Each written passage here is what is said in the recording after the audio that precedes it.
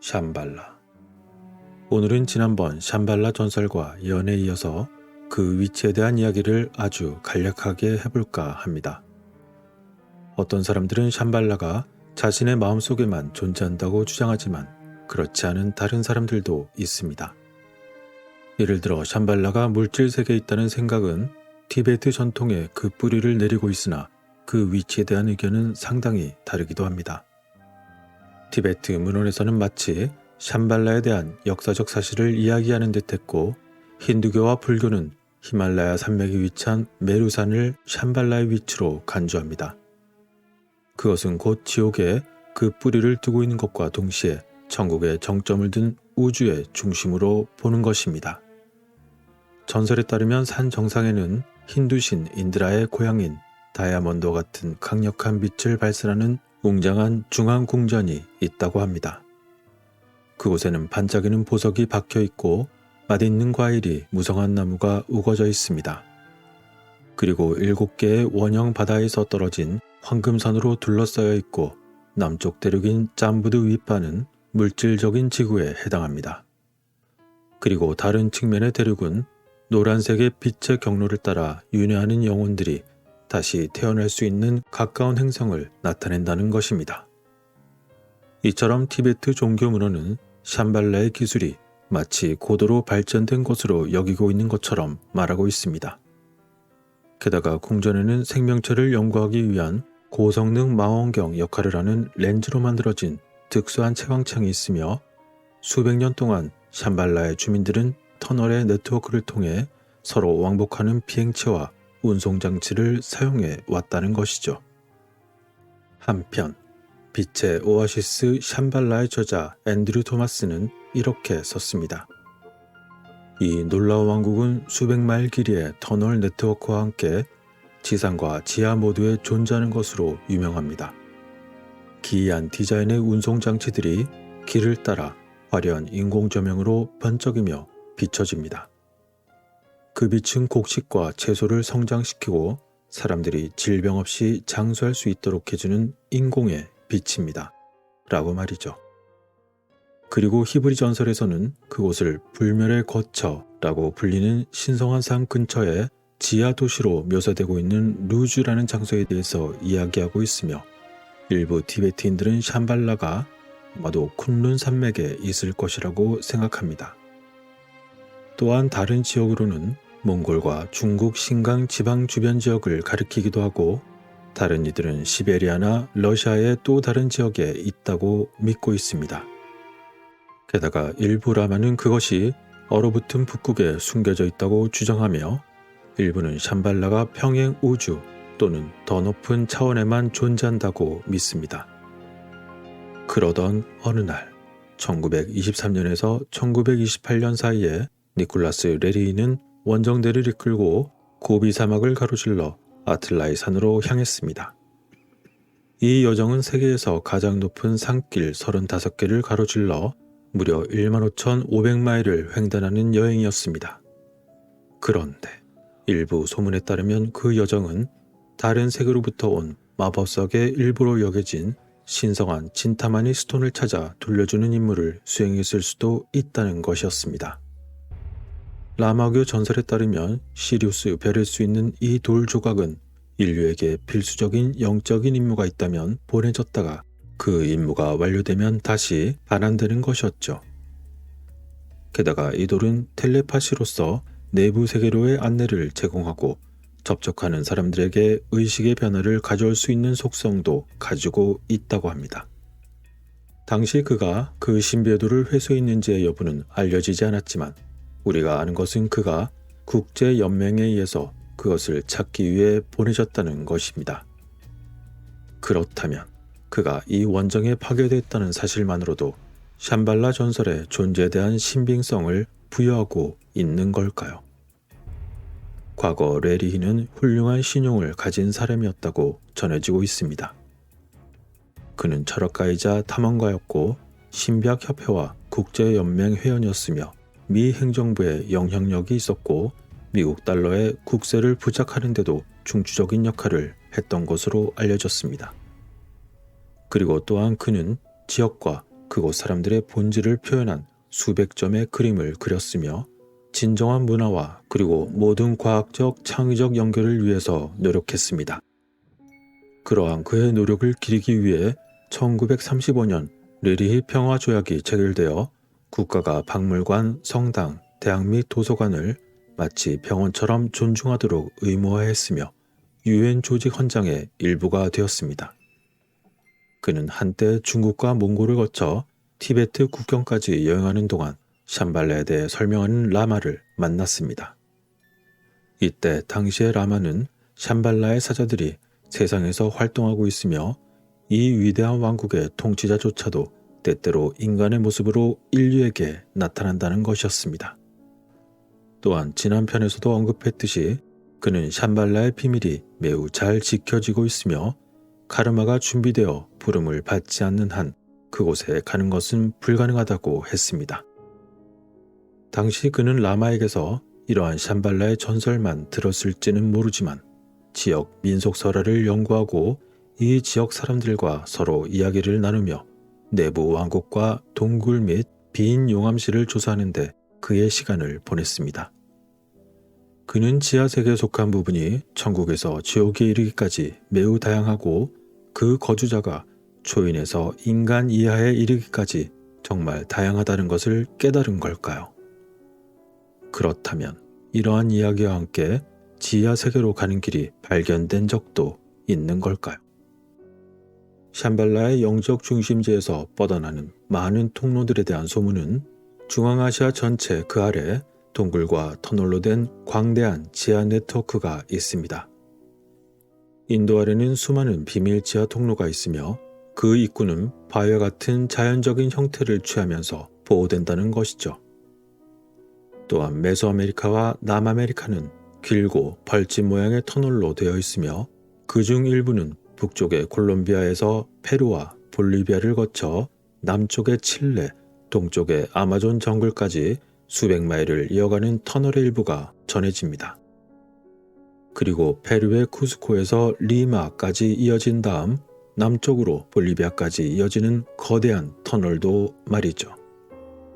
그리고 이집트에서도 광대한 지하세계가 알렉산드리아의 카타콤에서 테베의 왕가의 계곡까지 뻗어 있다고 전해집니다. 특히 테베의 지하세계는 고대 지혜 종교를 대표하는 뱀의 카타콤으로 전해지고 있었습니다. 한편 저의 채널 영상 곳곳에 등장하는 아메리카 원주민의 이야기에서처럼 과거의 조상들이 대격변을 피하기 위해서 동굴로 피신한 후 나왔다고 믿습니다. 그리고 체로키 인디언들은 산과 강, 나무가 있고 사람들이 살고 있는 지하세계에 대해서 이야기하고 있습니다. 또한 아즈텍에서는 그들의 조상이 아즈틀란이라는 땅에서 왔으며 세상의 파괴를 피하기 위해 치코모스톡 또는 황금의 7 동굴 도시라는 동굴에서 살았었다고 전해졌습니다. 그리고 멕시코의 반신인 보타는 지하 통로를 뱀의 구멍으로 묘사합니다. 그는 이 통로는 지하로 연결되지만 그 뿌리는 하늘에서 끝난다고 했고 그 자신은 뱀의 아들이었기 때문에 그 안에 들어갈 수 있었다는 것이죠. 호피족 인디언들은 내면 세계에서의 조상들의 삶을 기리기 위해 키바라고 알려진 지하방에서 그들의 의식을 거행합니다. 그들은 연속된 4개의 세계가 있다고 믿고 있었는데 첫 번째 세계는 화재로, 두 번째 세계는 극변동으로, 세 번째 세계는 홍수로 파괴되었다는 것입니다. 그런 가운데 선택된 조상은 지하로 피난하여 화재와 극변동에서 구원을 받았고 세 번째 홍수 멸망에서는 속이 빈 커다란 갈대 속에서 살아남았다고 했습니다. 그리고 피마 인디언은 또한 지구 속에서 표면까지 뚫린 나선형의 구멍을 통해 그들이 지상세계로에 출현한 것에 대해서 이야기하고 있습니다. 그런데 이뿐만이 아닙니다. 지하 땅의 조상 기원에 대한 전설은 아프리카와 호주에서도 발견되고 있습니다. 호주 원주민들은 그들의 조상이 땅속에서 올라와 전국을 여행하고 새로운 부족을 만들었다고 믿고 있습니다. 이처럼 그들은 자신들의 땅속 영역을 벗어나 여행을 떠나거나 부족을 만들었고 일부는 다시 땅속으로 내려갔다는 것이었죠. 그리고 캐롤라인제도 파푸아 뉴기니, 말레이시아의 도착 전통에 따르면 고대 지상에 사는 거인 종족이 지하로 내려갔습니다. 한때 잃어버린 대륙의 주민이었던 이들은 언젠가 다시 나타나 그들의 세계를 또다시 형성할 거라고 합니다. 또한 트로비안드 제도의 원주민들도 그들의 조상이 특별한 구멍을 통해 지하 존재로부터 나왔다고 믿고 있으며 벵골과 버마의 부족들도 그들의 조상들이 지하 세계에서 나왔다고 믿고 있는 것입니다. 한편 과거 히틀러 또한 샴발라의 문을 찾아서 들어가려고 시도했었습니다. 그의 샴발라에 대한 생각과 오컬트 지식들은 집착에 가까웠던 것처럼 보였습니다. 그의 욕망의 뿌리는 오컬트와 요가를 공부했던 비엔나의 젊은 시절로 거슬러 올라갑니다.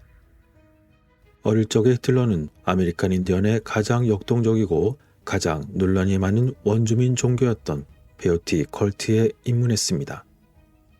그리고 그는 비경을 소개받은 이후 신지학에 더 많은 관심을 기울였고 나중에 나치당이 탄생한 울티마 툴레라는 독일의 오컬트 그룹에 합류하게 되었습니다.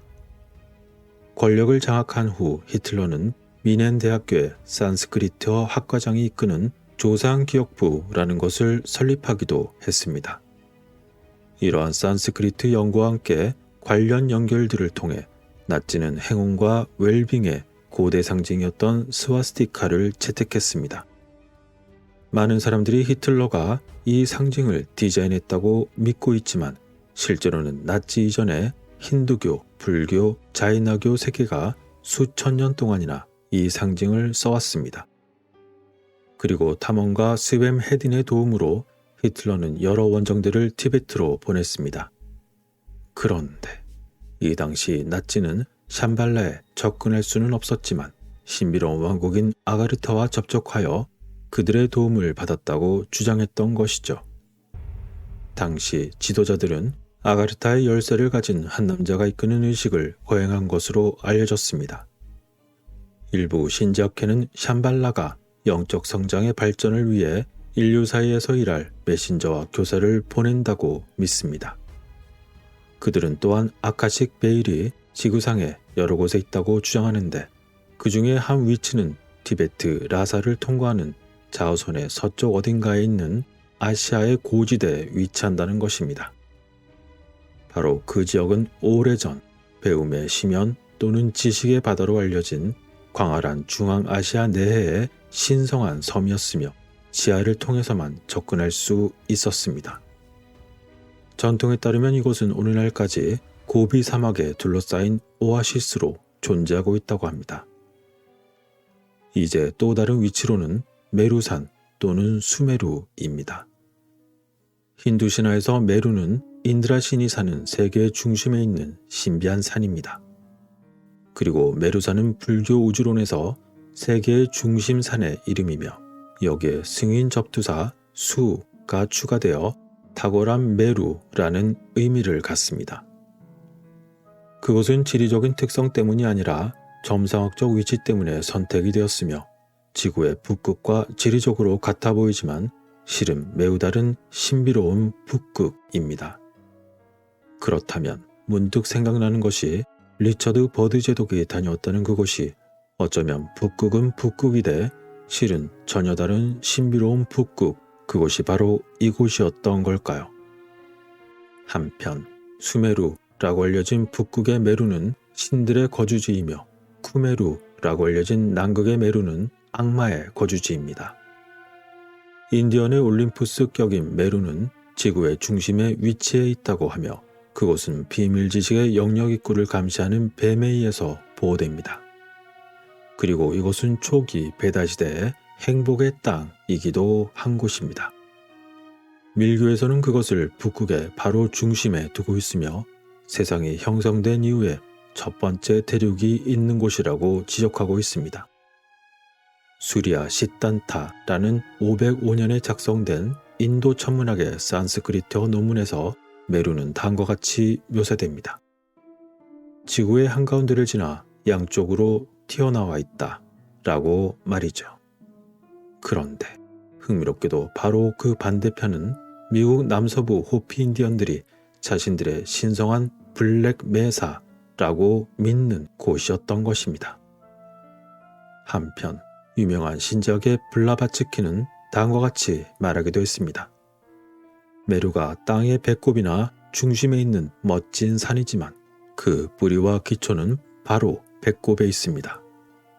비록 그것이 먼 북쪽에 있지만 이것은 결코 멸망하지 않는 중앙의 땅과 연결됩니다. 티베트 전통에 따르면 이곳은 일반적인 운명을 피하고 불과 물에 의해서 파괴될 수 없는 유일한 지역입니다. 왜냐하면 그것은 영원한 땅이기 때문입니다. 라고 말이죠. 지구는 전자기 에너지를 발산하는 생명원에 의해 동력을 얻습니다. 이 에너지는 대지의 피처럼 우리가 지맥이라고 부르는 정맥을 통해 몸 전체에 분배되어 모든 것에 생명을 줍니다. 따라서 혈액을 펌프질하는 심장은 지구의 중심 또는 그 배꼽에 있는 걸까요? 이런 지구의 관리인처럼 보이는 샴발라.